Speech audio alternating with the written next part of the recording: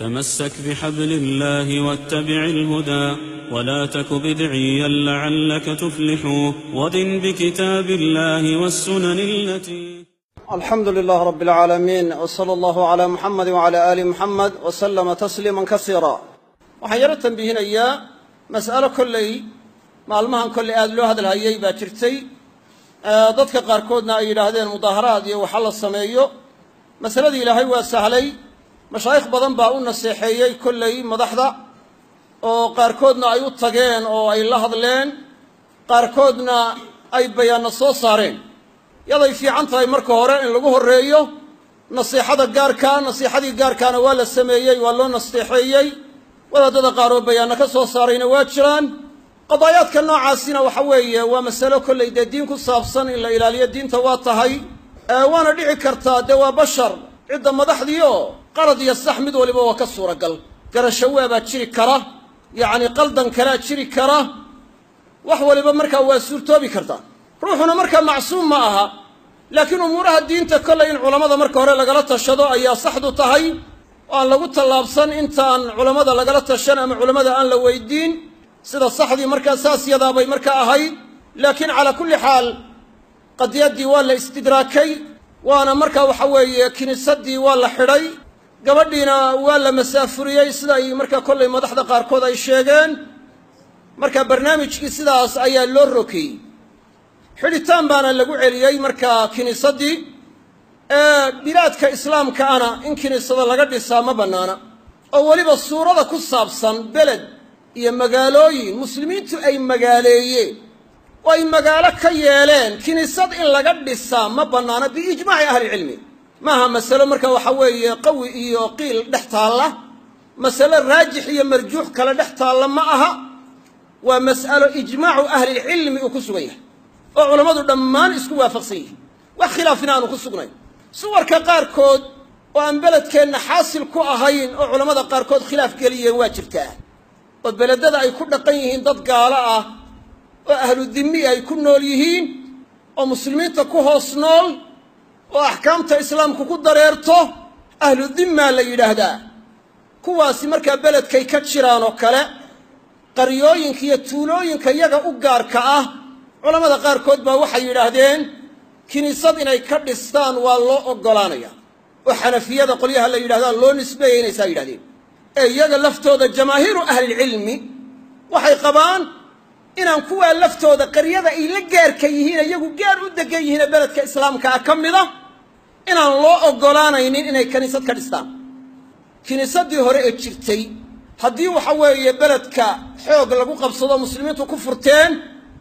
ma baaqi yeelayaan ee waa duminayaan. haddii sulxi lagu furtay oo markii hore markaa heshiis lagu furtay oo in kiniisadahooda loo daayo sidaa lagu heshiiyey, tan noocaasa marka waa loo daynayaa kiniisaddii marka ay hore ugu lahaayeen. laakiin hadday burburto ama ay jajabto ama ay wax ka dumaan inay cusboonaysiyaan loo oggolaan maayo. taa lafteeda looma oggolaanayo. shuruuddii markaa cumar ku xidhay ahlu dimmaha ayay ka mid ahayd, fuqahaduna jamiican ay saa u qaateen. marka taasna xukunkeedu saa weeye. marka mas'alo madhab gaaray qabto ma aha, mas'alo markaa qawi iyo markaa qiil dhex taallana ma aha, masalo daciif iyo saxiix dhex taalla ma aha. bilaadka islaamka ee muslimiintu ay magaaleeyeen in waxa weeye laga dhiso kiniisada ma bannaana. kiniisadda wixii gumaystuhu dhisay waajibku wuxuu yahay in la dumiyo, in la xidho keliya ma aha. ee haddii awood loo leeyaho la kari karayo, waajibka sharcigu wuxuu yahay waa bilhadmi, waa in la dubiyaa waajibku yahay. laakiin haddii la yidhaahdo lama kari karayo oo dhibaato ka badan baa inooga imanaysa, haddii la yidhaahdo sidaasi ay dhacdo, waxay noqonaysaa ahwanu sharayn markaa in la xidho oo aan markaa waxa in la jadiidiyo iyo in la cusboonaysiiyo iyo inay furaato midnaba aan loo oggolaan. arrinka duminta ku saabsani waxay u taallaa xukuumadda. dad gaari inay yidhaahdaan annagaa duminayna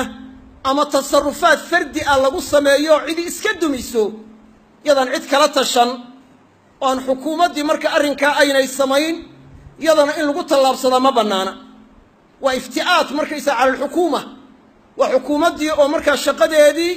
laga hororsanayo, fawdo iyo fitna ka imanaysa, rabash baa ka imanaya, amni daraa ka imanaya, nafo macsuumi inay ku tagaan baa ka dhalanaysa khalkhal baa ka imanaya cidda markaa dumintu ay u taallaa waa xukuumadda waxayna ku xidhan tahay taqdiiru almasaalix waalmafaasid bay ku xidhan tahay marka dad kale marka aan mudaharaadno oo mudaharaadda aan samayno oo kicinta markaa samaynayaana ta noocaasina waa mid khaldan in kicin la sameeyo ma aha in waxa weeye mudaharaadyo la sameeyo ma aha mudaharaadku shareecada meel la kagama yaallo mid waxa weeye ku bannaan ma aha in la mudaharaado mukhaalafo kasta haddii la sameeyo mudaharaadku markaa sharci ma aha in la sameeyaana ma bannaana waxayna ka mid tahay mudaharaadku fasaadku ka mid yahay caadaadka iyo dhaqamada gaalada ayaanu ka mid yahay shareecadana kuma bannaana waa fawdo waa fitno